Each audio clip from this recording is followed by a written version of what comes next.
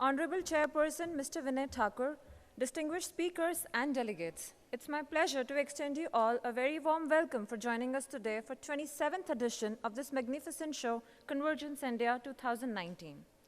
I request all of you to please silence your mobile devices. I would take this opportunity to briefly introduce our chairperson, Mr. Vinay Thakur. He is Director, National E-Governance Division. He is presently working as Director Projects at National E-Governance Division, Ministry of Electronics and Information Technology. Shri Thakur has more than 20 years of experience in implementing IT and e-governance projects. He has implemented many e-governance projects comprising of land records computerization, NREGA workflow, mobile-based fertilizer monitoring system, GIS platform, etc. He has published around 30 papers on e-governance, land records, and social impacts of e-governance projects.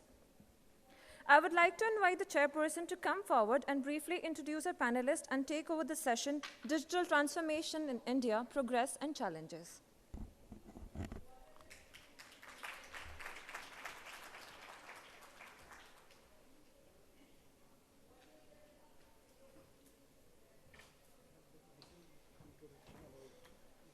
Company where they are from.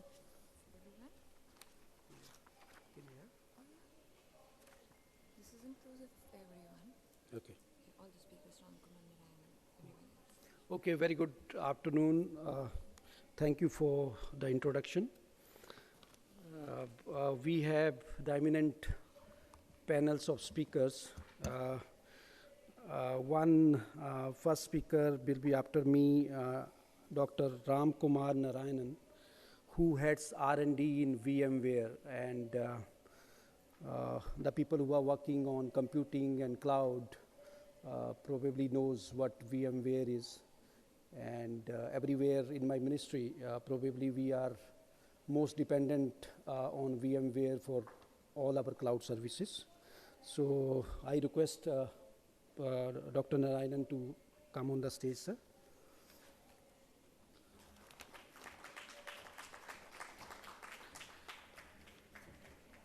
Next panelist is Dr. Subi Chaturvedi. She is Senior President with Yes Bank and works in public policy. She has PhD from IIT Delhi and Masters in Mass Communication from AJK Mass Communication Research Center. She will be able to throw lights on the banking sector and how banking sector will be using the technology, the convergence, and the transformation. I request Dr. Chaturvedi to come to the stage.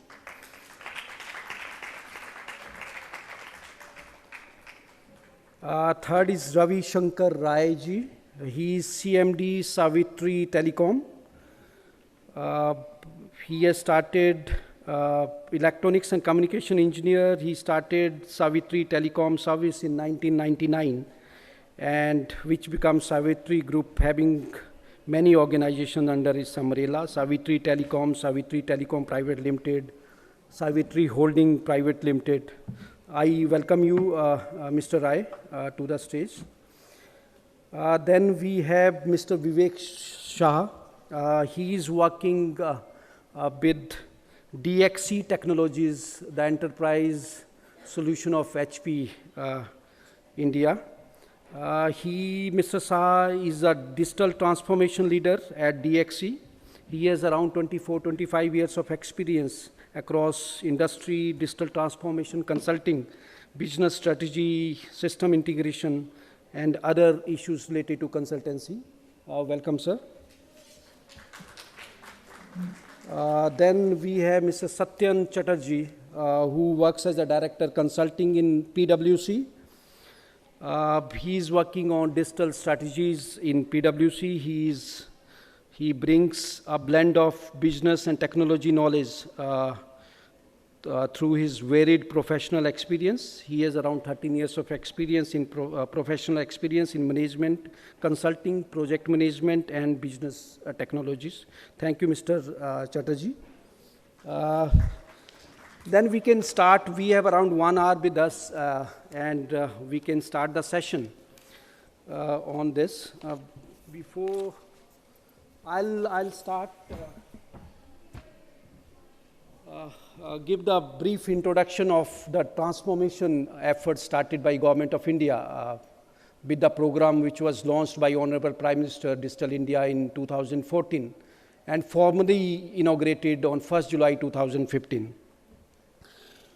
If you see the vision itself of Digital India, it says transforming India into digitally empowered society and knowledge economy. So earlier, probably we were doing a lot of things in IT, governance and other things, but it was little related to translation, not transformation.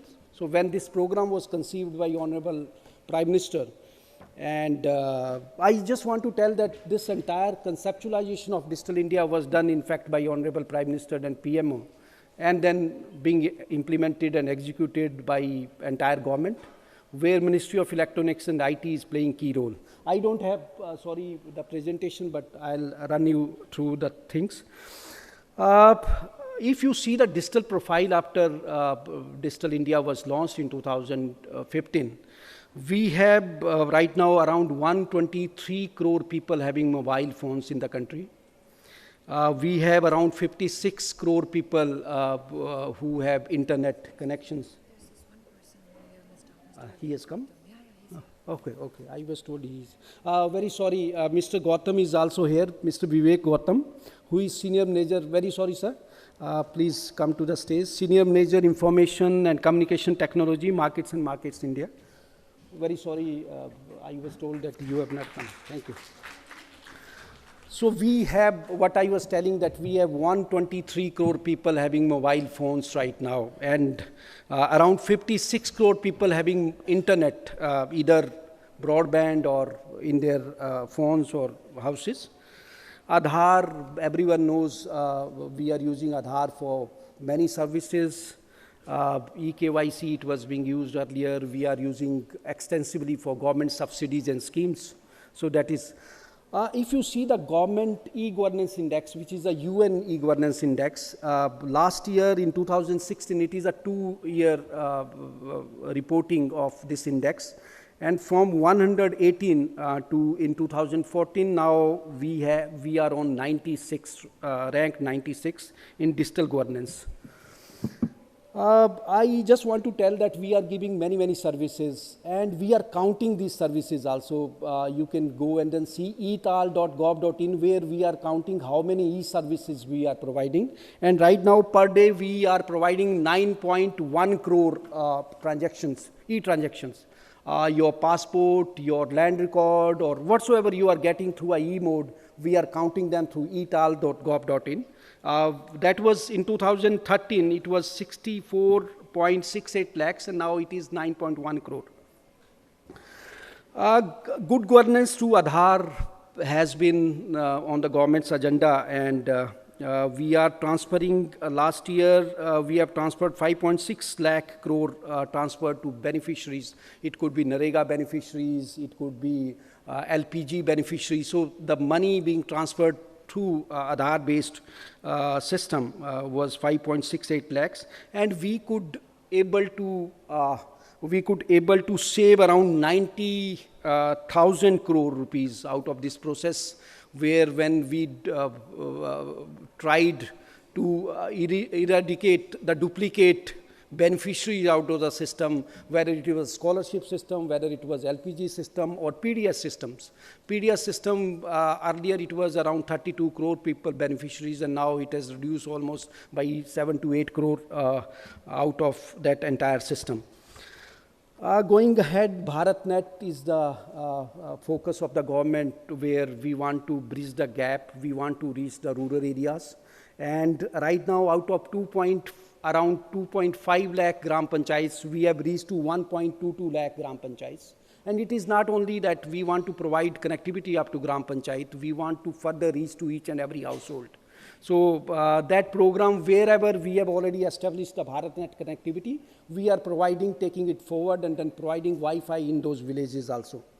NKN is another network which was established by government to connect educational institutions, medical colleges, IITs, creating smart classrooms, creating the mentor IITs. So that concept has been, that network has been created in 1,686 institutions in the country. Cloud services, we have around 7,000 odd websites and portals of the government, 7,000 plus. And major services we are transferring on cloud. And where we have Mr. Narayanan also, we will be speaking in details on the cloud services. We have 960 big applications like GEM, Government E-Marketplace. We have one e-office where entire government functioning happen on a e-office automated tool where we write all the green sheets and everything on that e-office suite. So 960 big applications are right now on, including GSTN. Some part of GSTN is available on cloud. We have also tried to enhance and upgrade our digital infrastructure. We have started one system of e-signatures, where instead of digital signature earlier, where you had the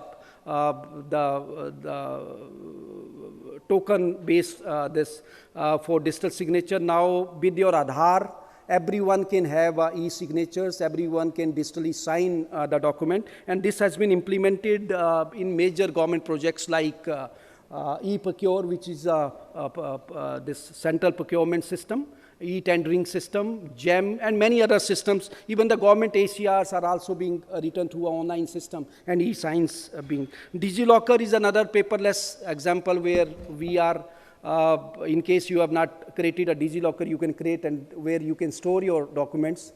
It is towards paperless governance, and it can be shared with anyone out there, with the police, with any other, where with UPSC, in case you are, any one of you are filling a form. We have also set up a big network of common service centers. We have around 3 lakh common service centers across the country. They provide various services, e-services like utility bill payments, online ticketing, a voter ID card, and we have also started few other initiatives like sanitary pads. Some of the ladies entrepreneur in CSCs, they are making sanitary pad, cheap sanitary pad, and being distributed. Those are being distributed to the rural women, and these are also converted into BPOs. Ministry has also started a scheme of BPOs in small, earlier BPOs and call centers were all concentrating in the big metros, and now they have been taken by ministry to the small places like Bareilly, Kohima, and we have set up around 200 such call center across country, and in case any of the entrepreneur is interested probably in setting up in rural areas, they are most welcome, and then see our website for further details. So this is all probably, this is, many more things are there for hospital. You can have an online appointment with AIMS or any sports injury center, Safdarjung RML hospital. We have also done many things for agriculture. Farmer advisory services are being sent through their SMSs. 11, we have also issued 17.330 crore soil health cards, telling the soil nutrients available with that particular soil. So any farmer can even go to our Umang app and then see what are the nutrients available in the soil out there. So many initiative has been taken up by the government in all the sectors, starting from education, where we have started 32 DTH channel to teach the students in rural areas. Agriculture, I have told, advisory services are being sent to farmers. We have started e-Naam system. It is connecting the markets, agriculture mandis. So almost in every area in digital literacy, we are training around 6 crore people out there in rural areas. One almost in each household based on our survey. So 6 crore families, we found that they are not digitally literate. So we have started that program. So any entrepreneur probably in case they want to align or work with Digital India mission, probably can get in touch with the ministry also for this. So I will conclude probably, otherwise it is quite long, and request Mr. Narayanan to speak further on.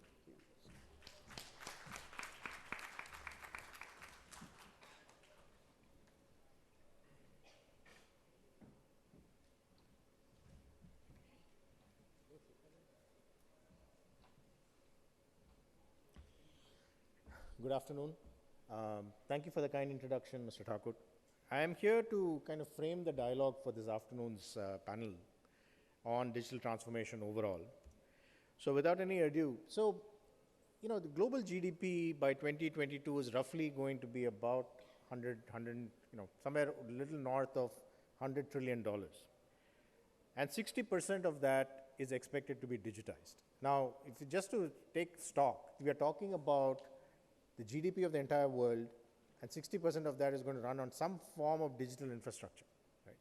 Now, this is a massive growth in terms of how things are changing. Over the last few years, there's been a lot of acceleration. The reason I'm framing this in the global context, and I'll come back to India, and Mr. Thakur was quite eloquent in talking about a lot of the government services. But I'll come back to talking about what is happening here. But just from a global perspective, this is happening. So if you're involved in any kind of trade, commerce, export, import, other kinds of industrial or governmental work, 60% of this will be digitized. About $7 trillion of IT-related spending is just, was expected to happen between this year and 2022, in the next 3 years. So if you're talking about acceleration of digital transformation, it is indeed happening. And this is happening across sectors, right? This is not just public sector, but also private sector. An immense amount of money is getting spent on retooling the infrastructure and the IT infrastructure. And if you look at 40% of cloud deployments by 2022 will include some form of cloud and AI, or edge and AI, right? So the infrastructure is not just sitting within data centers or public and private clouds. It is moving out to the edge. So to this conference is about IoT. And what we are seeing is that there is a seamless shift, what we call the hybrid cloud, that will encompass public cloud, private cloud, and the edge as one large seamless infrastructure that needs to play together. So it's not about separating out all of these pieces and saying, tracking each of these independently. Between 2018 and 2023, that's 5 years, 500 million unique applications would be created around the world. I mean, this is, equal to the number of applications built in the last 40 years. So it's not just the infrastructure spending, it's entire stack, 500 million new applications. I mean, Mr. Thakur just talked about what is happening in government in India. Now, if you just, extrapolate that around the world in private and public sector, there's an immense amount of new creation happening. So if you're in the software spectrum of any sort, or you're trying to service a market that is actually, trying to bring digitization to that market, there is an immense amount of work happening. I mean, hence the, growth of not just what's happening in large companies, but also startups, right? I mean, everybody is trying to cater to what is happening around digital transformation around the world. And then by 2024, 30% of most applications to which you are today interacting with, right? You are actually human is sitting in front of a screen and interacting with an application will be replaced by AI. So these are automated, predicted, and actions being taken by machines with other machines in order to provide services. And we are already seeing that. I mean, if you look at the amount of voice interaction that is starting to take hold, there is a lot happening in machine learning and AI that is starting to move in this direction where you are interacting less and less. I mean, when we use our smartphones, we start to see the autocorrect feature, right? Which initially it produces some gaffes because you're trying to say something and it produces something else. But I don't know if you've noticed, as you use it more and more, it's starting to adapt to you, right? It's starting to help you in making those things. OTP. Today, if you're on your banking application and you're trying to pay, when the OTP reaches your phone, it automatically figures out that you've received an OTP for a transaction that you're about to do and, helpfully makes a suggestion that you want, is this the OTP you want? Rather than you having to go to your SMS and copy the OTP and put it in. So these are just examples, but, this is going to get really pervasive around the world. If you look at digital engineering spend, right, it's roughly about about close to $300 billion today. A large chunk of it is still in North America.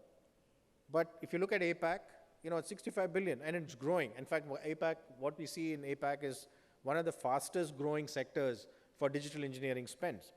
And of course, you may notice that the top spenders, there's no Indian company in that right now.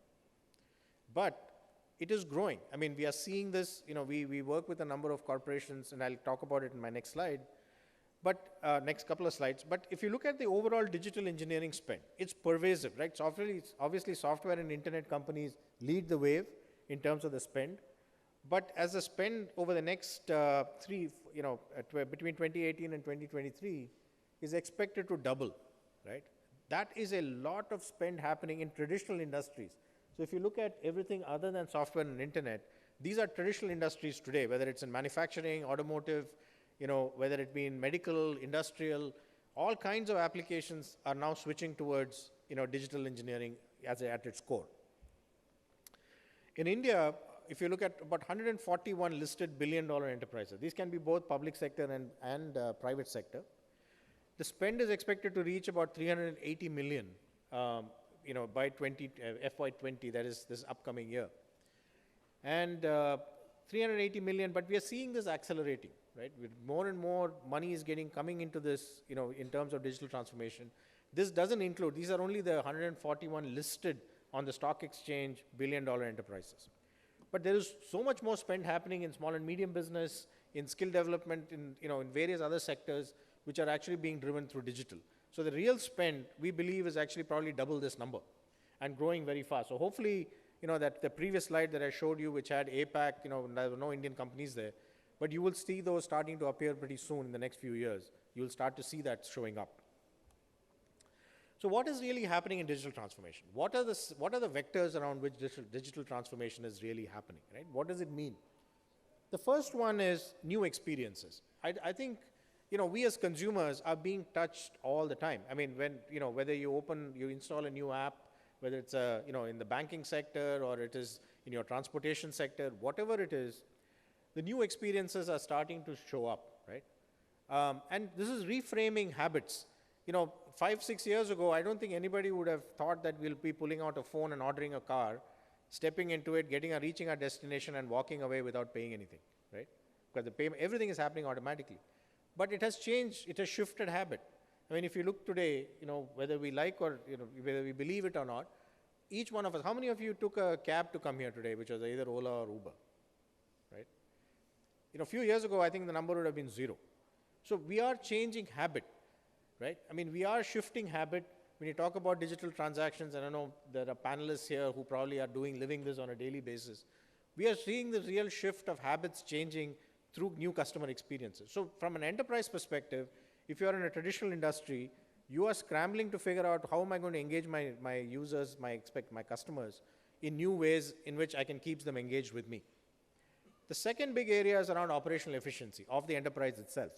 Because the immense amount of change is expected from the customers, the organizations need to think differently about how they're working within their enterprise and how efficiently are they working.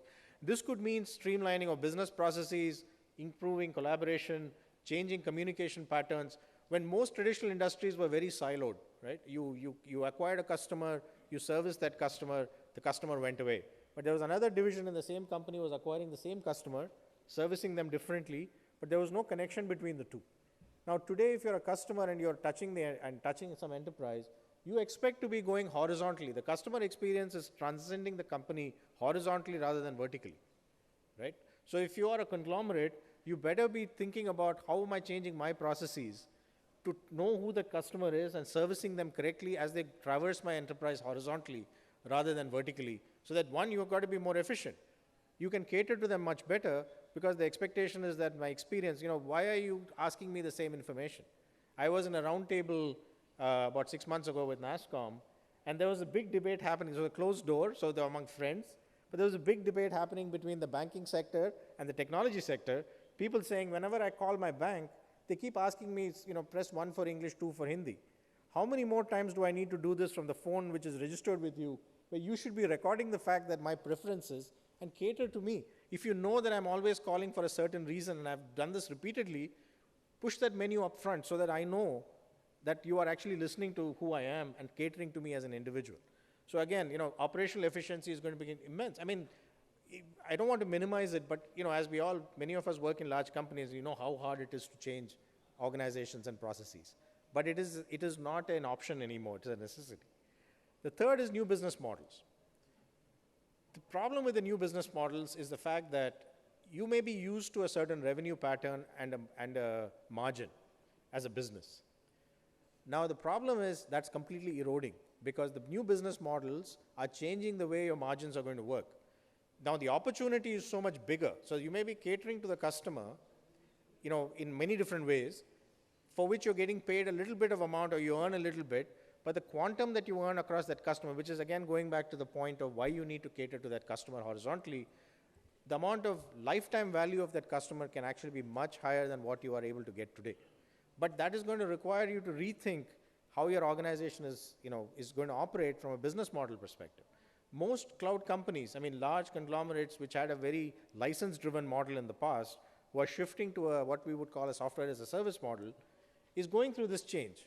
Because what they are earning, their margins of what they were getting before is very different than the margins that they're going to see in the future. But the opportunity is much larger if you think about it differently. Fourth area is people. You have people in the company already. How are you going to bring them forward into the digital age? Because if you're a traditional industry, the expectations of those people and the job for which they were hired was very different than what you need for the future. Again, talking to a lot of the, CIOs and chief digital officers of large enterprises, this is a big area, because if you are in the HR department, the biggest complaint they had was that our HR is not able to understand our needs of the future and be able to cater to it.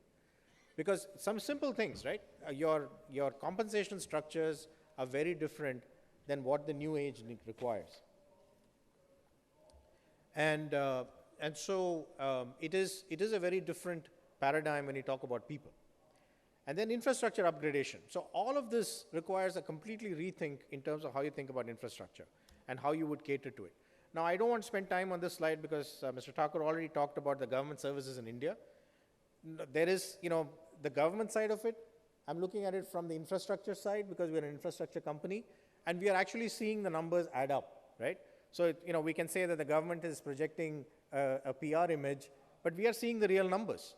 And we are seeing this operating on our platforms, and as we talk to the other industry partners, we are seeing these in reality, and we are seeing this as citizens. He talked about DigiLocker, for example. There were 19 million plus registered users and growing, right?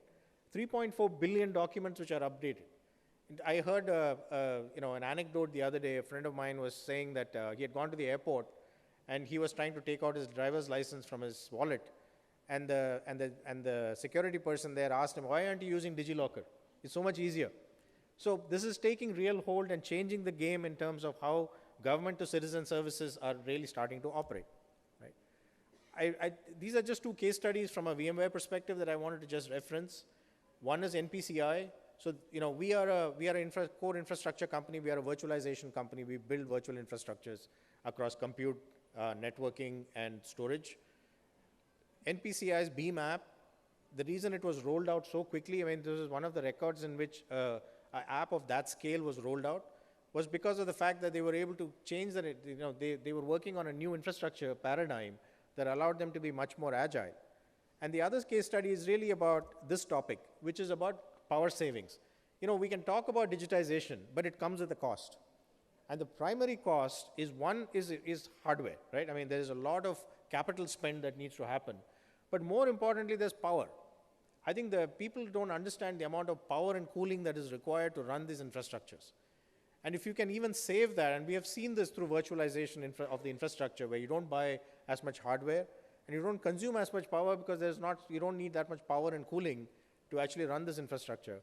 And in fact, our cumulative, this is an IDC paper that was published that said that virtualization, the amount of cumulative power savings over the last 10 years could run India's power needs for 1 year.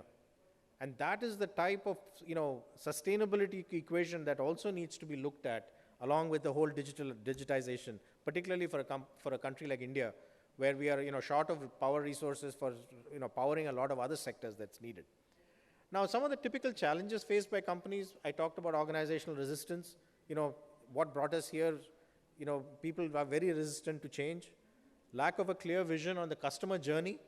I talked about, how customers are now traversing the enterprise horizontally rather than vertically. If you still try to cater to them the old way, it's not going to work. And then, ineffective gathering and leveraging of customer data. Because customer data, everybody talks about data being very valuable. But there is also an element of privacy. There's an element of using it efficiently. There's an element of providing better services to customers rather than just monetizing that data in terms of what we have to do. So, I'll end with a slide which says that, you have to build a digital culture, right, through the organization in order to be seamless in terms of your transformation. One, diversity of ideas. Ideas come from everywhere. The question is, are you listening and understanding those ideas that are coming and how that is going to help you change what you're trying to do? Two, continuous learning. You have to have a culture of experimentation, because nobody knows the answers up front, because everything is changing simultaneously. So you need to build the flexibility, the agility in the organization and the experimentation culture in order to actually learn from what you're trying to do and be able to incorporate that back. And then, last one is the fact that embracing change. Change is inevitable. The question is, are you building an organization that's actually willing to embrace that change, willing to experiment and then move forward? All right? Thank you.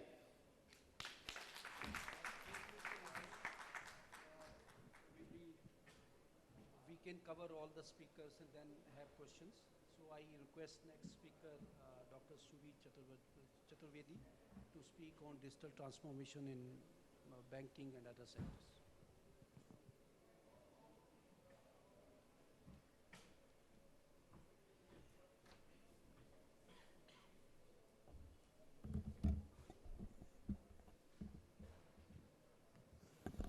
All right, good afternoon, everybody.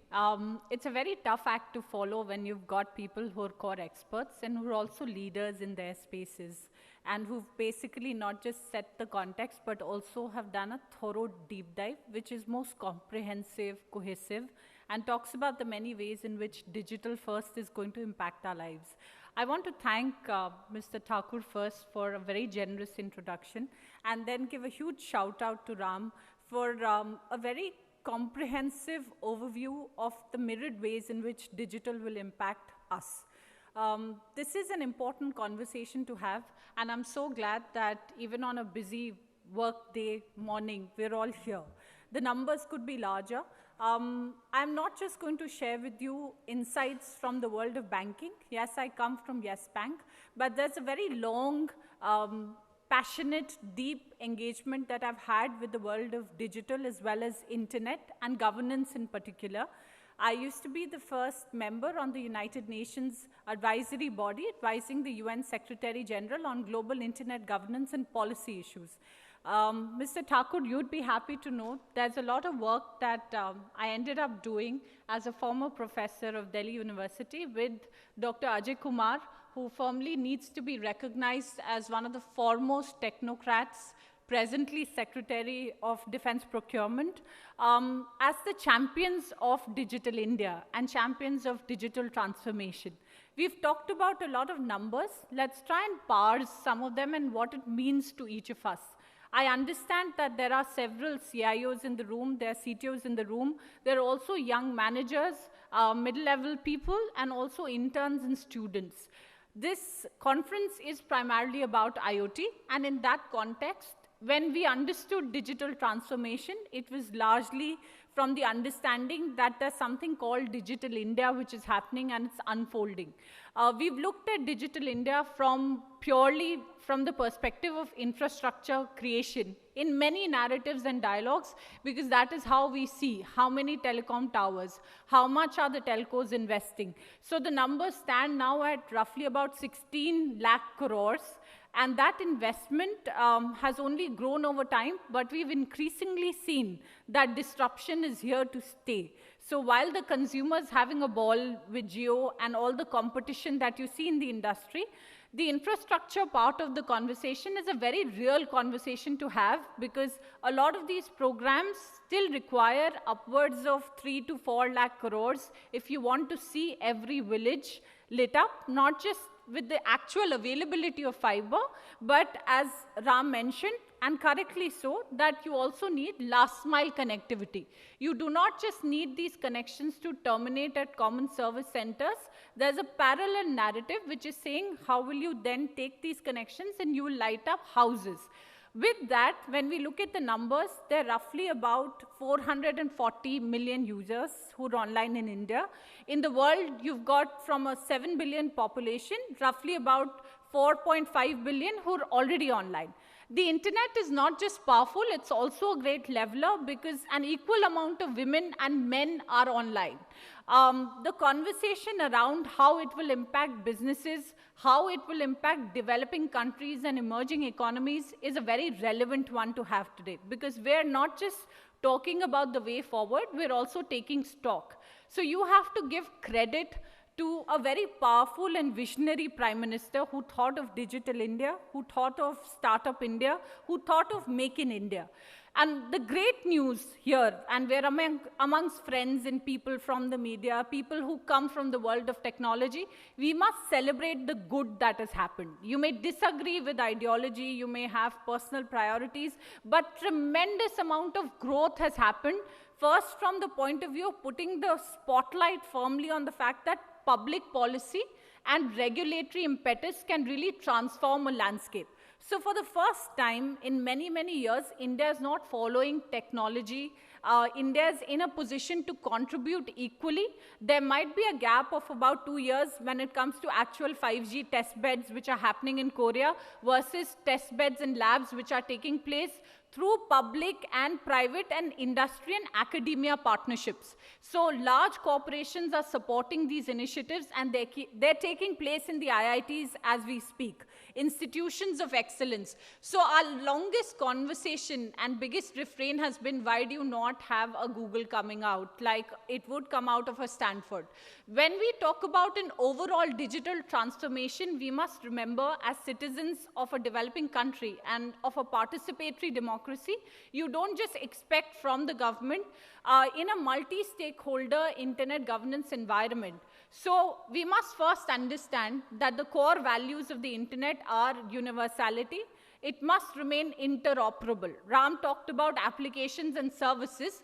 We must start preparing our startups from day one when we talk about IoT and services to have standards which are interoperable, to follow best practices, and also to advocate constantly that when large corporations come to India, they don't have to reinvent the wheel, they don't have to get themselves retested and recertified.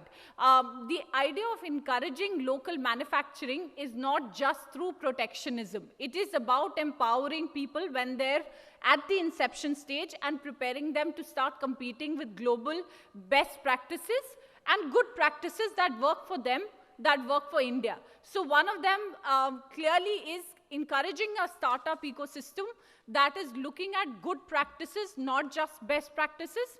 I talked about universality. I talked about the power of a free, open, universal internet. So when we looked at Digital India as a program, we laid a lot of emphasis on infrastructure. The other great revolution that has unfolded is e-governance and services which are being brought online at the level of the center, at the level of the state. So the Prime Minister talks about cooperative and competitive federalism, both of which are equally important in the journey of digital transformation. How did we decide to do this in the world of banking and at Yes Bank is quite remarkable. Our founder, MD and CEO, Mr. Rana Kapoor, comes from the world of banking. He's a visionary in every sense of the word. When we started up, Yes Bank is a 14-year-old journey, the first greenfield bank in India. But in 14 years, we're currently the 4th largest bank and the 3rd most profitable. How did we manage to retain this DNA? From the time of customer acquisition, I have now rarely visited my branch or my bank. There's a personal relationship manager. The mantra at the bank is technology first. We actually believe we're a technology company that happens to be in the business of banking.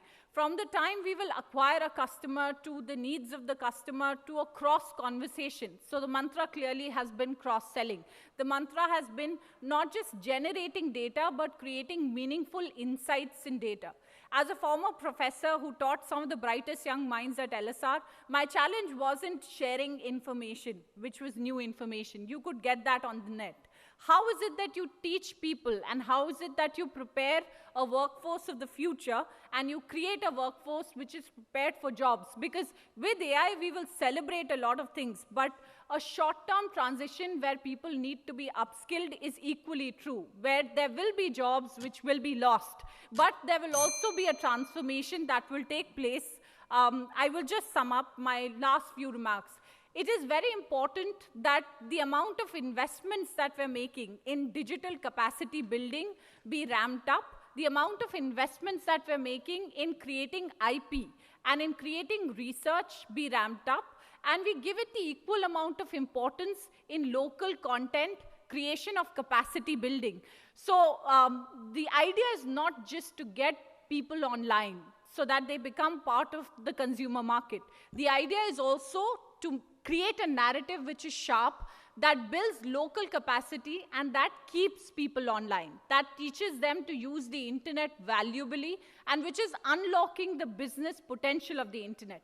And therefore, my last set of recommendation is a call for a stable regulatory and policy environment which is continuous and which also integrates voices from every stakeholder group. So for a true digital transformation, and we're on a great journey forward, at 77 in ease of doing business, you must have business, you must have media, academia, civil society, and industry and government and the youth, who can't just be seen as consumers, but today they're truly prosumers who are producing content and consuming content to be part of the policy discussions and dialogues. And a lot of cross conversation between businesses. So more conversation is good, and congratulations to the organizers. Thank you so much for listening. Thank you. Thank you, Dr. Chaturvedi. I now request Mr. Vivek Shah to speak on digital transformation. Keep it to 10 minutes. Yeah,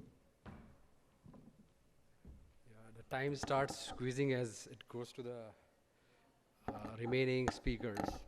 So I'll limit it to 10 minutes, as I've been told. Thanks, Mr. Vinay, and I think nice discussion from Subi and Mr. Ram as well.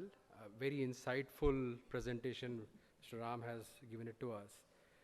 You know, when I look at all these boards out here, we talk about 27th Convergence India, we talk about third Internet of Things, Embed Tech, Mobile India Expo 2019, right?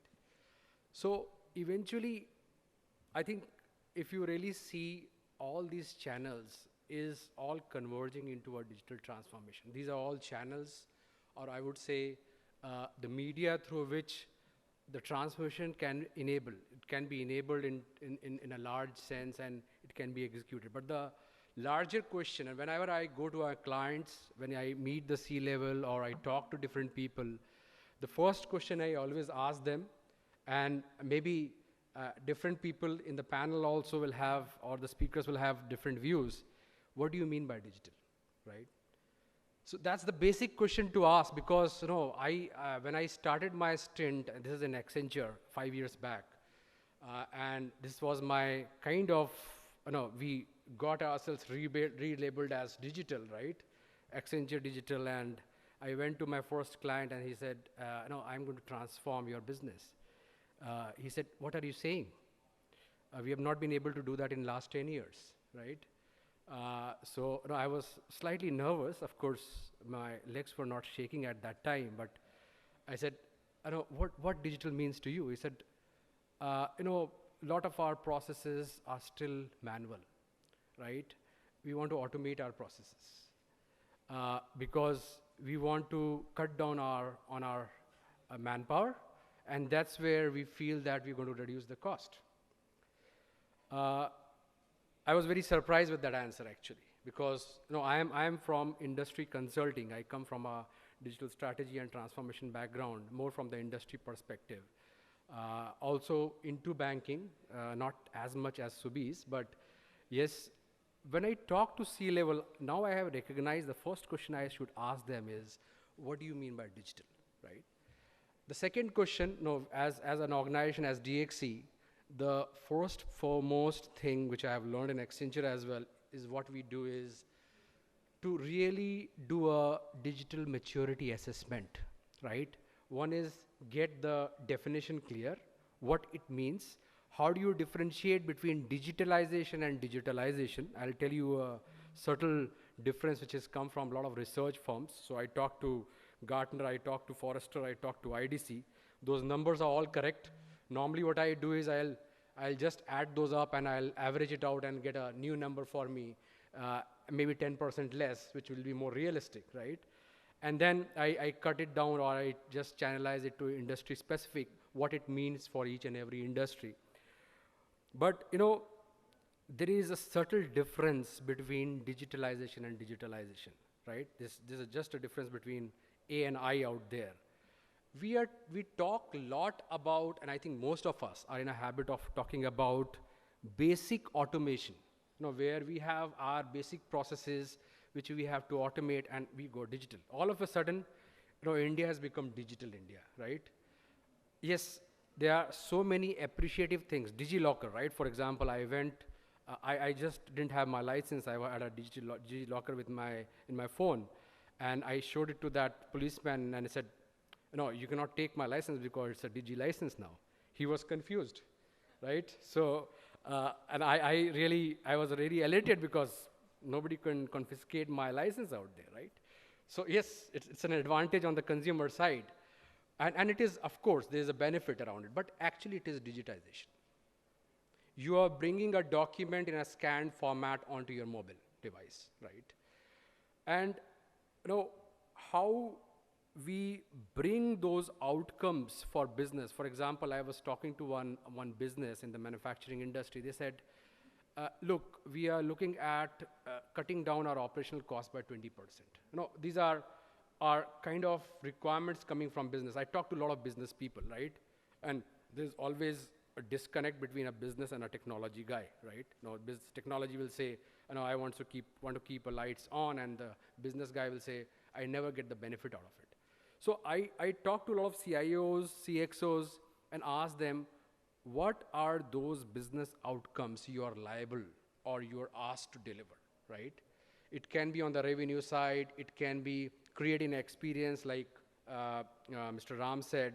It can be a business model innovation. It can be just a technology innovation.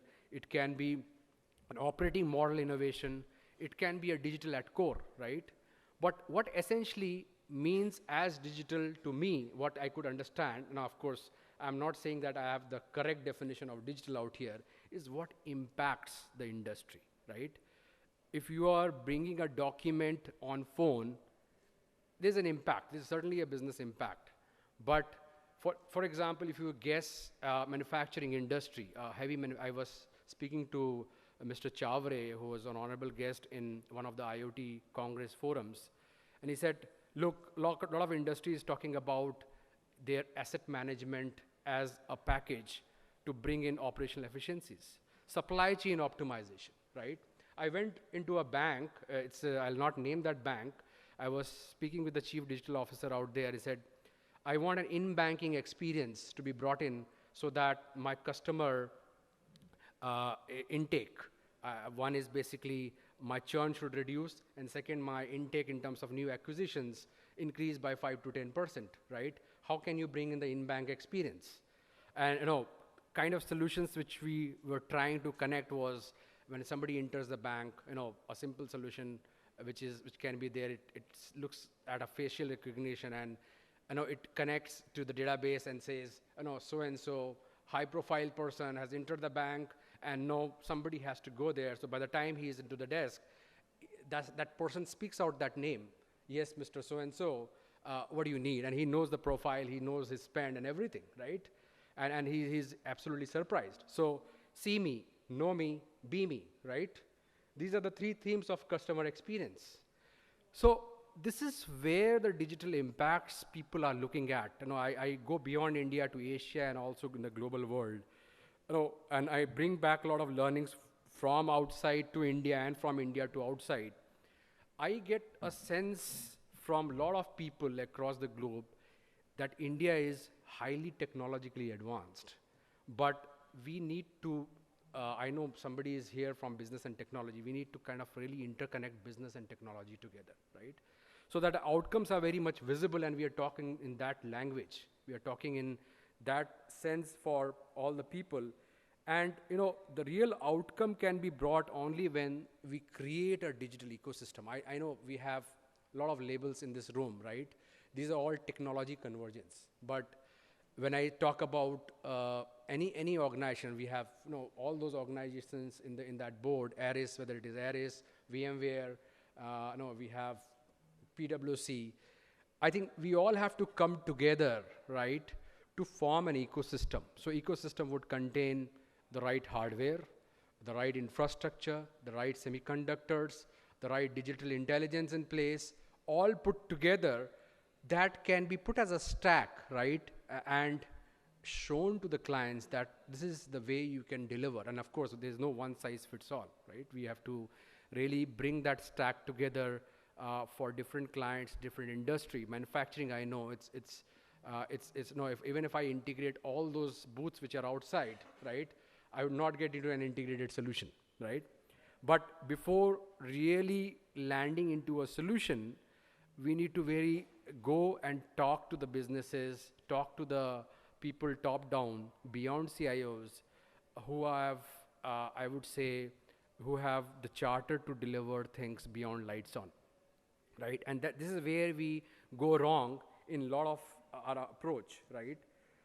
Now, in terms of execution, right, if you really look at how digital is being executed, I will not go back to those metrics. I said I'll average that out, minus 10%, and I will take those numbers, and that will be used for my business planning. But 58 to 59% of digital transformation projects fail out of 20 to 25% investments made. There are 100% people who, out of that 20% or 30% are front runners who would make that investment, but 60 to 65%, the last number I heard was 58%, but they fail in their digital transformation work, right?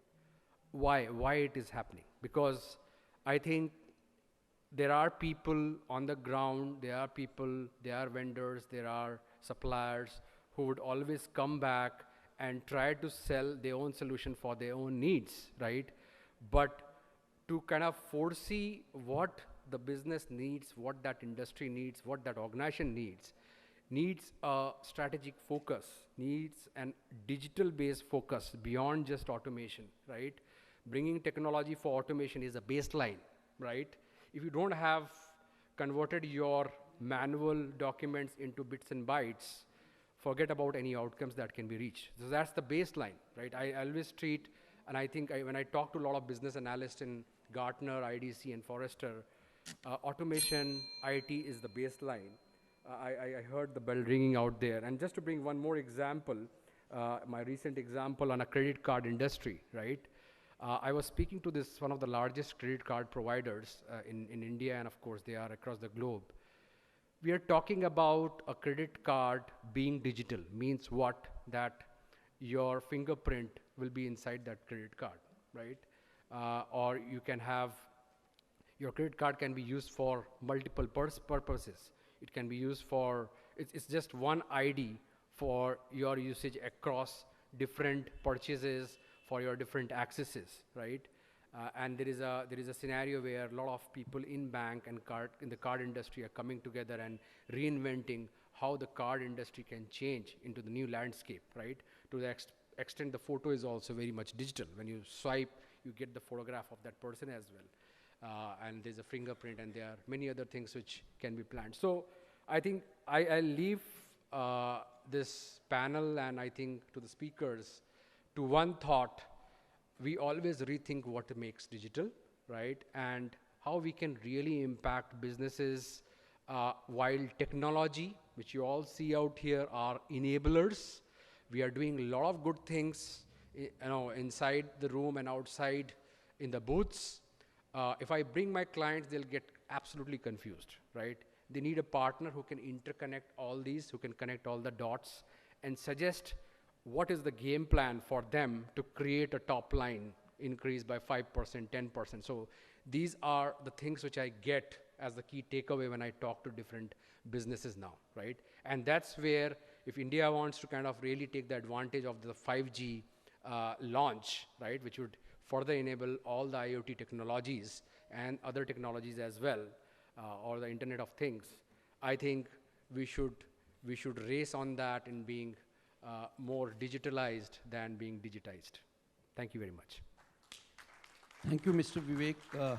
Now I request another panelist, Mr. Vivek, to talk of his ideas.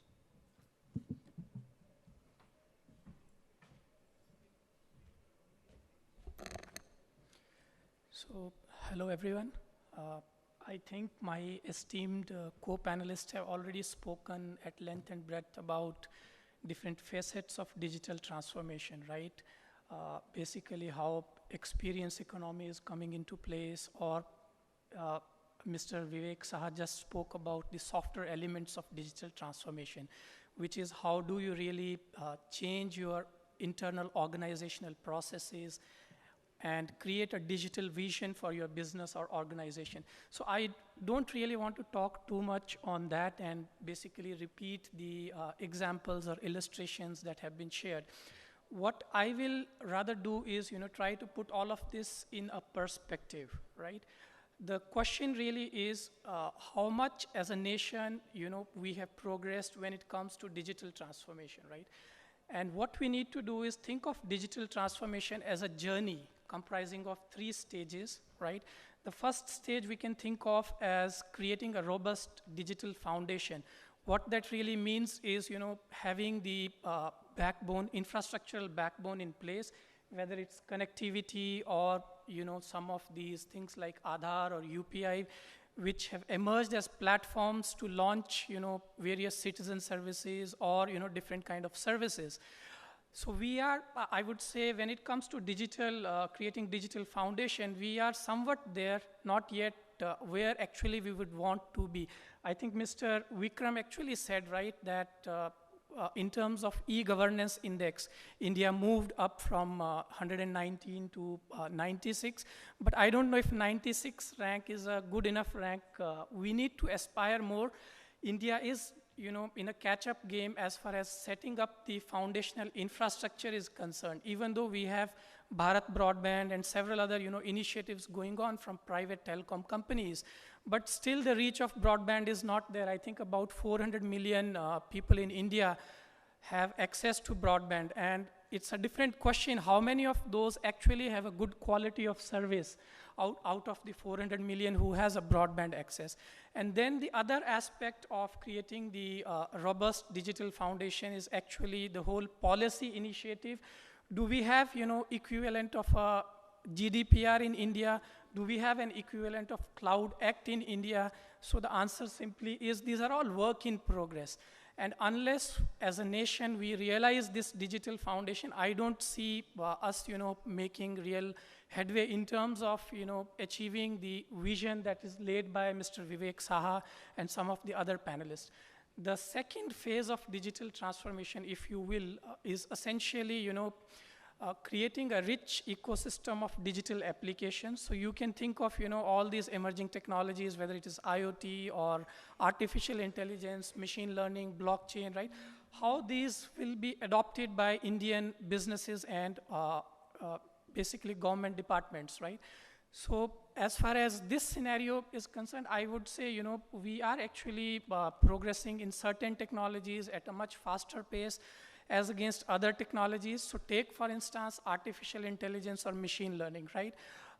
Now, there isn't much really to talk about AI and machine learning in Indian context if you think basically beyond chatbots or, some of these AI-based, machine learning-based platforms that has been launched by IT services companies, right? But more advanced AI and machine learning use cases still cannot be realized for a variety of challenges.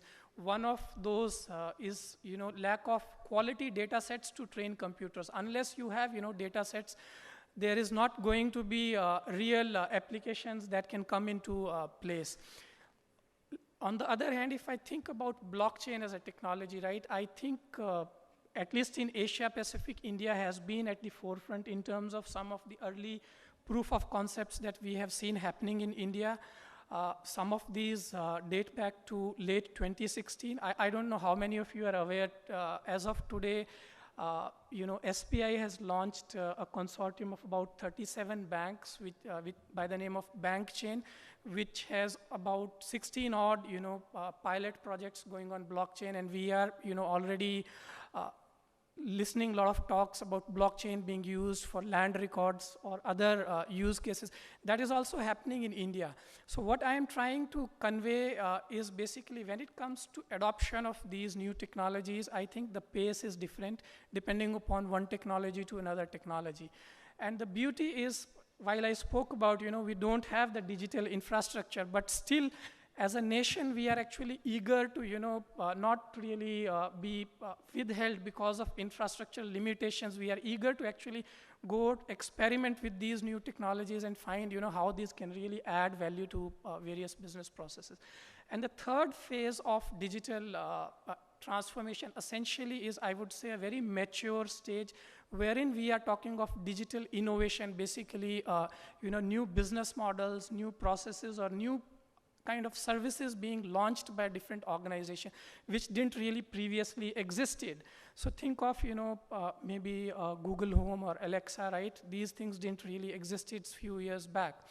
In fact, there are several conceptual, services which hopefully will be launched sometime in future, right? So think of, in many developed countries, especially in Europe, they are actually talking of, smart grid, wherein consumers can actually generate electricity and then feed that, surplus electricity back into grid and then be paid for it. But how do we really enable those concepts, right? It cannot be done without some of these digital technologies in place. But then at the same time, to realize those mature use cases or applications, I don't see that happening unless we have the robust digital foundation in place. So with this, I will sum up my assessment of how, as a nation, we are progressing in terms of digital transformation. Probably we are pretty much in the first phase, which is creating the robust foundation. And I think the good part is that we are getting there. There are a lot of initiatives going on. Hopefully, once we realize that foundational state, the stage 2 and stage 3 won't be really difficult to get. The time, anyone will take really to go from stage 1 to stage 3, and stage 2 is not going to be much. So with that, I will finish my talk here. Thanks. Thank you, Mr. Gautam. I request Mr. Chatterjee to give his ideas on digital transformation.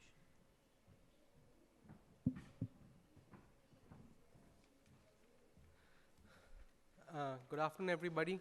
And it's always an honor and pleasure to basically be interacting with in industry, when you have faculty members from academia, and more importantly, people who are interested. Because when you talk about digital, in fact, it's not something which I'm talking about, but there's something which came up and said, is it something which is like an old wine and a new bottle? Is it something that when we are trying to rebrand what was IT, what was cyber, what was technology, is that what digital is? And when Vivek was mentioning about digital versus digitalization, it brings to the fundamental question that when we look at digital, is it really something new, or is it something that we have been doing and we are just trying to find a new way to brand? So I don't know if the answer is in between or the answer is one of them. But definitely one thing that comes to my mind, and again, that's something which is, when I say on my mind, it's based on working as a consultant and as I would say learning as a consultant. Because as a consultant, what I really pleasure is basically learning from collective wisdom. So when you talk to clients, when you talk to people, when you talk to industry forums, you gather thoughts. And one thing which really comes up to my mind when I talk about digital, or when I think about digital, is the word known as disruption. I think we have been talking in bits and pieces today about examples. We have been talking in depth when we talk about the industry stacks, what is there, what are the things that are doing. But if you see fundamentally what all that we have been saying and doing is basically changing the way we do things, changing the way we have been doing business, and most importantly, as a customer, as you as a customer, me as a customer, changing the way I expect and demand services and goods. So what it has done, or what it has, whether it's the cause or whether it's the effect, digital, the way I would say, and I would like to basically coin it as a synonym, is the word disruption. Think about it. I think the example that got explained today of the concept of like how many of us actually took a cab today. But think of it 4 years back. Cab services were still there. I'm not naming any companies, but there was a huge company where every time you call them up, and I'm talking about India context because we are in India right now, they would say, hey, our cabs are busy. Can you please wait for 10 minutes? We'll wait. We'll again call. The call got disconnected. When they come finally, what are the rates at which you used to be charged at? 23 rupees, 26 rupees, maybe even more. I'm not again naming any, so nothing against, they did a fabulous job. Think now. If you see any cab which you book on your app, again, not naming companies, which is going to take 5 minutes, 6 minutes, how many of you actually are restless and say, let's try something else? They're providers. So what is at the heart of it? It's you as a customer who have been given the opportunity, the privilege, and basically the power of choosing. And choosing the service when you want, in the form you want. And that is what I would say is the biggest thing, what is digital. It's not just about technology, if you think about it. Had it been only technology, what my panel members were saying as they were trying to impress, that technology was always there. But what actually sparked all these things, the example that I gave you, is the concept of basically saying that, can I do the same business or a different business in a different way, which is the entire concept what Mr. Ram was mentioning about a different business model. And what it brings me to the next D, and what digital has done, has actually created some dinosaurs. And you know what happened to dinosaurs, right? And same goes with a lot of companies which didn't see this wave coming. Here, let me take some examples to make things interesting. All of you would have heard about Kodak, right? Again, I don't know anyone with, no offense to Kodak, a wonderful company. But what did they do? Or what did they not do, in fact, if we were to say? They had the first patent for a digital camera, if you were to just go and say. But were the first ones to actually take the leap? No. So what they did not was have the belief that, was it digital at that time? Might not be. At the time that I'm talking about in the 90s and 2000, there was no digital at that time. But would you say what the digital camera, was it digital or not? They did not have the conviction that this was a business model which needed them to move ahead. Or for that matter, think about Xerox. And I'm talking about foreign companies, I'll come to Indian companies. What were they known for? In fact, Xerox actually became a verb from a noun. Look what they do now. So what I'm trying to say is that organizations, businesses, traditionally the way they have been operating, the way they have been doing business has got changed. They don't exist in the way and form you expect them. Someone mentioned about big companies. I'll take some Indian companies. The same, let's make the same cab company. Have you heard of the company Meru? Same example I was talking about. Do they exist in the way they do? Yes. But they had a painful journey.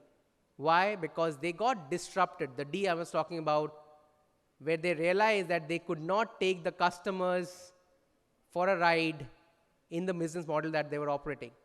And what disrupted them were two companies. One was Indian and one was an MNC. But would you call them as cab aggregators? Would you call them as technology firms? In fact, I remember a couple of years back when there was a lawsuit against one of them. I think the law agencies were finding it difficult what to categorize them as. And I'm not naming which of them I'm talking about. What they really, are they a technology platform provider, a digital solution provider, or a cab company? What are they actually? Same thing. Think about how you shop, or how you basically, let's not even talk about shopping, how you basically source goods and services today. What is the first port of call? It's basically your mobile. So I'm talking of mobile as an extension of this platform, which is digital, is basically a convenience which technology has provided to you, to basically, for you as a customer, to basically use when you want, in the form you want, and in the form and shape you want. But is that all a success story? No. Which comes to the next thing that I would like to talk about, is this entire thing about startups. See, we are always enamored, right? The concept of startup, as like a consultant, I'm always enamored that the way they have fresh ideas, the way they get on board. But there are the stark realities as well. Because a startup, the first thing that comes to my mind, and as Indians, sometimes we are sometimes good at what is known as the herd mentality. We try to copy something which was successful in North America, or something which was in Europe. But what we miss out in all that is the Bharat in it. So a concept which would have been a hit outside might not be a hit in here just because it has the digital or the MNC background or even the funding. What it needs, so basically the point that I would like to refer back, at the heart of anything which is digital, there is a word which is again the third thing that I would like to now basically coin, is the word known as innovation. And that innovation which is specific to the country, specific to the geography you're talking about, and most importantly to the customer needs. A customer out here, basically 70% of our rural population who stays in rural, might not have any need for what a Blockbuster or Netflix does. But they have a need for what a digital wallet or a money has. I'll just leave you with one small example. Just think about it. 70% of population might not have even basic access to the living standard that we think of. But they have one thing which is very, very powerful in their hands, which is the mobile. So which tells that the power is there, but what we do as an industry and as a forum is basically how you enable that and use those 3Ds of a disruption, not being a dinosaur, and the main thing in terms of being the innovative mind for it. That's what digital is for me. Thank you. Thank you, Mr. Chatterjee. Now I request the last panelist, Mr. Ravi Shankar Rai, to speak about digital transformation.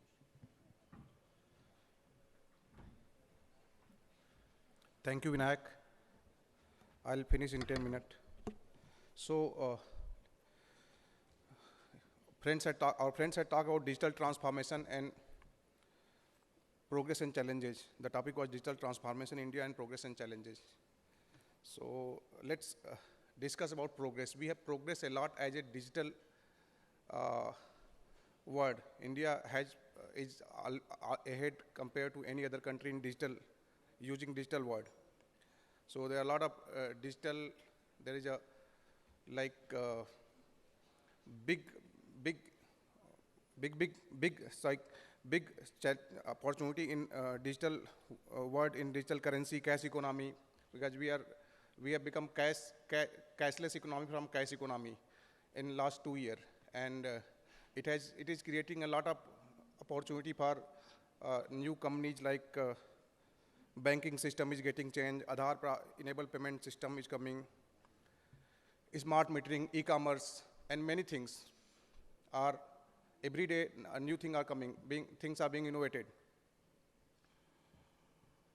Few data like about digital transaction, the POS, monthly we are doing more than 400 million transaction, valuing 50,000 crore through POS. Monthly mobile banking transaction is more than 50,000 crore, sorry, 210,000 crore and 500 million transaction. UPI transaction is crossing 500 million monthly. There are a lot of other things like digital record. Everything like land record, financial record, law record, business record, anything and everything which you can image is being transformed into digital. And it's making life very easy. And it's really useful. Like health record and telemedicine. It is going to change human life. It's going to make more efficient to health system, to entire health industries, to medical industry. Day to day, we are experimenting this thing into our life. I'll give you just a small example. My mother was having some problem last month, so I went to doctor and I took some medicine. So, and then again, after a week, I went for routine checkup. And I lost prescription. And my doctor is he's around 60-year-old, he always starts shouting. So I was very scared that he will just started shouting me. You are very casual, you are very like I'm casual, but I was very scared that he will start shouting me. So I said, Doctor Saab, I lost the prescription. I'm having medicine, whatever you have written, I'm having slip for medical store, and all the medicine which I have taken I'm having a receipt of that. So Doctor Saab opened his tablet. He's not very technically savvy, but I have seen first time he's opened tablet and he has found all the history of my mother's. So this is something going to bring a revolution in medical industry. So everything is going to build this digital innovation, digital things is going to bring innovation. So our industry leader, professionals, and like in government leaders, professional industry leaders say about data. Data is very important. Data will play important role to enable all these digital services. And leader professionals say that data has become diesel, petrol, fuel, gold, diamond, many things. But what I feel, data is now lifeline. Data is basically you can breathe, you can live without breathe, but you can't live without data. Science may develop some technology in future that without you can breathe half an hour, 1 hour, you can live without breathing 1 hour, 2 hours. Yoga science or medical science may develop this technology in future, but it will be very difficult to live without data. So data is going to be lifeline in future, and it's very important. And this is visualized, and this is visualized by government sector also. Every state government, every central government is focusing more on IT and ITS services. They are creating infrastructure to enable these services. Earlier, government vision was to deliver roti, kapda, and makan. But now vision is changed. It's a roti, kapda, makan is also a vision. It's a part of vision. But the technology, communication infrastructure, CCTV security surveillance, wireless, penetration, enabling people by technology is also a vision of government. Government is providing lot of scheme like e-governance, e-scheme, law system, everything is going on digital form. So you can do each and everything on digital. You can do FIR on digital, you can do, say, look, Krisi, you can buy a seed, you can buy, e-commerce is creating a lot of opportunity in digital, giving a lot of benefit to these peoples. So, like, again, the wireless penetration due to 4G is contributing a lot into data. Government is very serious about 5G. I have seen many forum, government wanted to launch 5G in parallel with any other country. Government is very serious, and which is, again, this because data requirement is going to be very high. So, in nutshell, government want to empower everybody technologically. I'll sum up because I'm having only 10 minutes, so I'll sum up quickly. There three things has changed a lot in last 20 years. I have seen. See how digital transformation is working into society. See, like earlier we have seen government distributing or any social NGO, government distributing blanket, clothes, sari, etc., as a social services. But now government and NGO are distributing smartphone, laptop, TV as a social services. So I'll come on opportunity and challenges. So there are multiple huge opportunity, like huge manufacturing opportunities to support this digital transformation, like user device, mobile set-top box, terminal, POS machine, smart meter, and many other things. There are huge opportunity in manufacturing. Then there is a opportunity in software sector. There are huge opportunity in software sector. There are more than 1,600 languages in India. So there is a requirement of content in local language, which can be developed. There are huge opportunity in software, IT, ITS. 50 crore users in rural India are using these applications. Development, deployment, operation, and maintenance of network. It's an opportunity, big opportunity. Data center is become epic center of the world, digital world. So Data center, in US, every 100 citizen is having one data center. In India, I don't know what is the figure of data center we are having, but your mobile, your device may be quite fast, quite efficient, quite good. But if it has to travel more than 1,000 kilometers to fetch data, then it will not give you customer experience. So there is opportunity in data center. Challenges, network fiber enabler and creator are not in healthy state due to increased unfair competition. The competition is very high. So all the network enabler creator are using low quality, low cost manpower to use these things. Telco are bleeding due to price war. This need to be stopped. Quality infrastructure has become a dream today. We don't find any quality infrastructure, nobody talk about it. We need a quality infrastructure, we need a price, best price to develop. I'll take another 5 minutes. Best price to deliver. Fiber deployment example. We are rolling out more than 10 lakh kilometer fiber.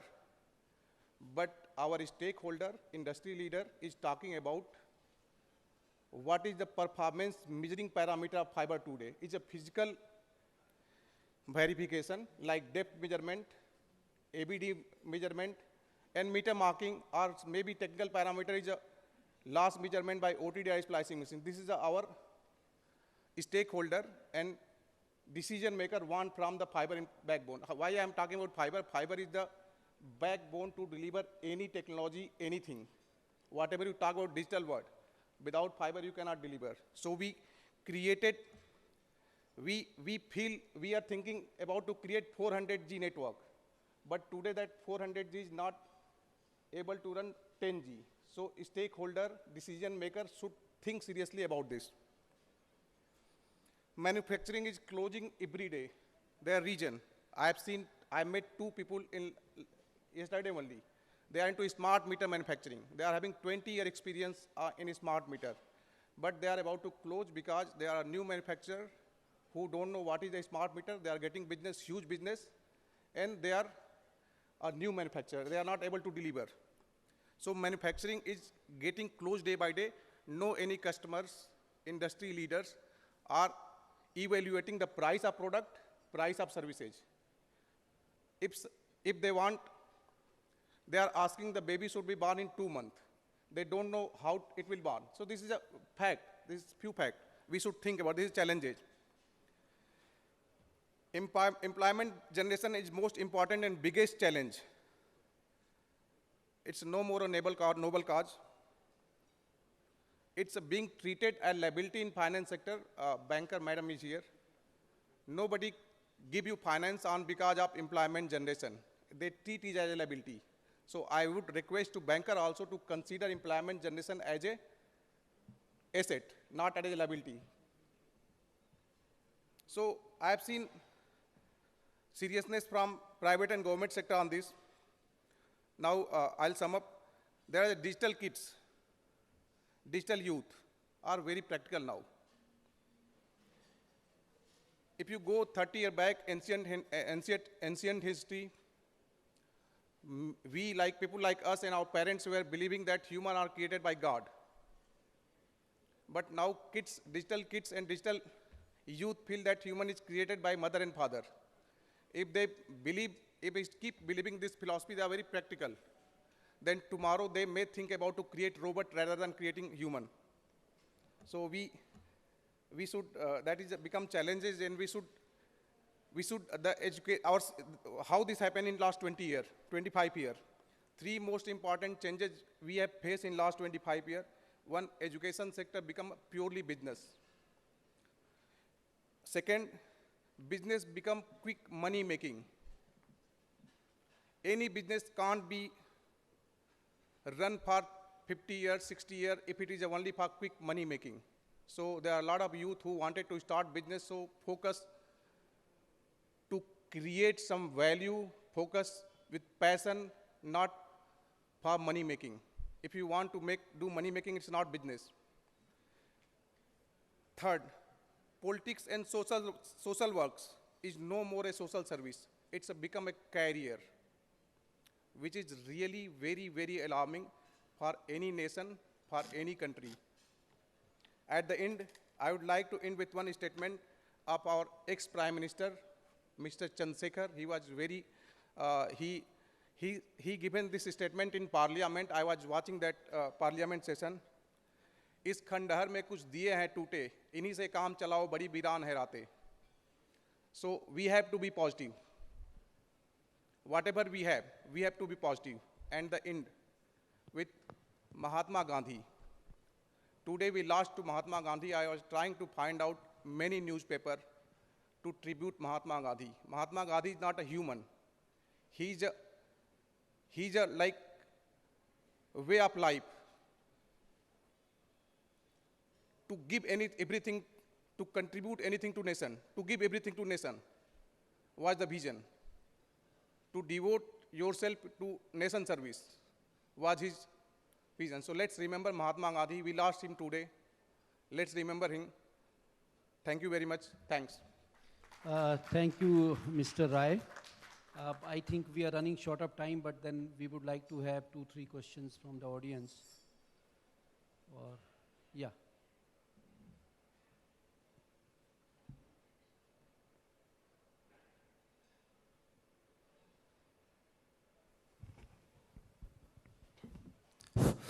First of all, thank you for such an insightful session. And what my question is that while every Indian is very excited about the leaps that we're making, and we're all very positive about us keeping pace with the world as far as the digital space is concerned, what I want to ask is that how do we plan on bridging the existing knowledge gaps inside our own country as far as the digital space is concerned? And just to add on to it and elaborate, while profiteering dinosaurs may be allowed to perish away if they're not willing to change, but specifically as far as welfare delivery is concerned, how do we take everybody along? Just like Sri Thakur said earlier, that at the Umang app, a lot of information about the soil health card is available. But with how much conviction can we say that, let's say, 50% of the farmers of our country access the Umang app? So how do we plan on bridging the existing knowledge gaps inside our own country? Thank you. Thank you for your question. If you could just identify yourself, what is your name? My name is Piyush. Piyush, thank you. I think it's a very relevant conversation. We're at the fag end of this panel, and we've obviously overrun on time. Very quickly, just to talk to you about technology. When we say that this is the right time for India, and we're not lagging behind anywhere, we recognize the fact that a lot of people are yet to be brought online. See this as a road that is being constructed, and that may not be an appropriate analogy, but it is really important to understand that the benefits will percolate, and which is why in my intervention I'd said a lot of expectation resides with the government, but internet is unique in many ways because it did not come out of the government. Telecom did. Telecom remains highly regulated, and there's a license approach to telecom. So the amazing story to tell is many times you may threaten power centers. A lot of agency has happened not out of initiatives which have originated at the state government or the central government. It's coming from the private sector. It is coming from communities. It is coming from citizens who are taking control of technology and are deploying it for good. They're making it work. Having said that, we cannot deny the fact that as you bring more and more people online, a lot of responsibility and a lot of capacity building. So while the Gujarat elections were on, the Prime Minister announced the Prime Minister's digital capacity or digital Saksharta mission. At the same pace as which we did the National Literacy Mission, we'll have to push for this capacity building. Umang is a great app to celebrate, but it's an aggregator at best. You will see a lot of local examples. So Dainik Jagran, which is still the widely read newspaper, comes from Uttar Pradesh, is doing a soil health card too. So I think it's as much incumbent upon all of us, while making sure that we keep the spotlight firmly on the issues at hand, and we continue to celebrate the good which is happening, but it's important to keep asking these questions and also creating synergies amongst ourselves. and not to forget the voices which may not be in the room today. Thank you. I would like to add, see, urban population definitely has access to many things. But many of our schemes, I have told you 32 DTH channels which government has started. So the focus is to reach to the rural areas, to the students which cannot have the costly tuitions, good teachers are not available. So we are concentrating, government at least is concentrating how we can have the digital inclusion, how we can have a better and better services to the people in rural areas. I am A.K. Sharma. I have a question for Mr. Rai. Digital transformation or digitization will need a lot of financing also, apart from technology. In this context, I would like to refer to a news item which appeared in today's newspaper that China is willing to invest, especially in telecom sector in India. So considering the credentials of the Chinese company, should the government allow this investment? And as an entrepreneur, will you like Chinese company to come in India?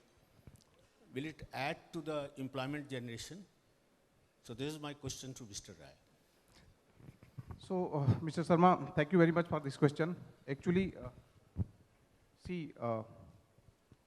our GDP is shifting from agro and industrial based to service based, which is very risky and dangerous. For a country like India, which is a dense populated country, if GDP is shifting toward service sector, it's alarming.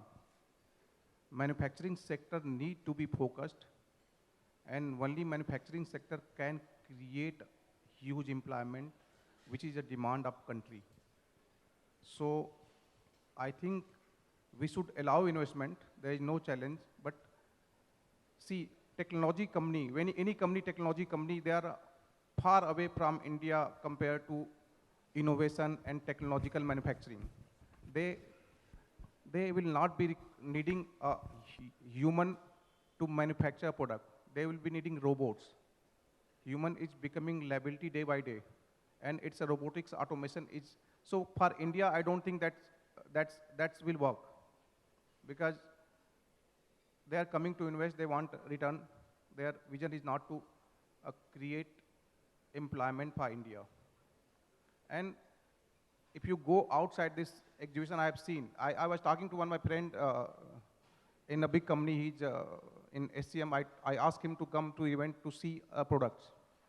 He said that he's visiting since last 3-4 years, and there is only many Chinese companies selling products. So we need to change these things. Now, I'm not against any China, I'm not against anybody, but Indian manufacturing should grow. Thank you. Thank you. I don't think we have time, sir. But thank you so much for all the panelists and the audience. You can get back to us, probably we can share our numbers, and you can ask or write back to us on email. We would love to reply to that. But thank you so much. I would like to thank even ITPO for conducting such sessions, and for this expo, probably which I am seeing at least for the first time. Thank you so much. With this, we come to an end of yet another valuable session. We sincerely thank our panelists and our delegates for the patience hearing. May I now request Mr. Vinay Thakur to present the mementos as a token of appreciation to all our distinguished panelists. Mr. Ram Kumar Narayanan,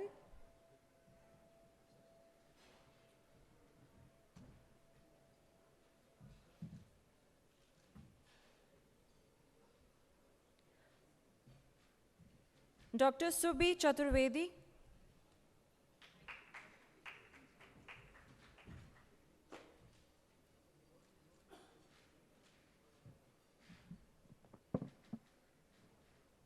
Mr. Ravi Shankar Rai,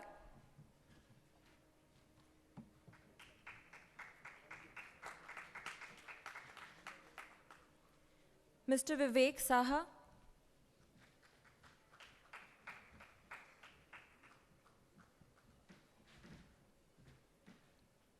Mr. Vivek Gautam,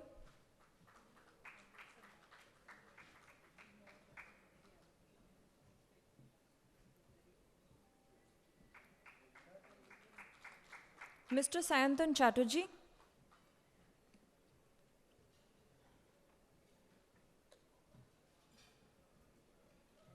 I'll request my colleague, Ms. Aarti, to felicitate our chairperson, Mr. Vinay Thakur.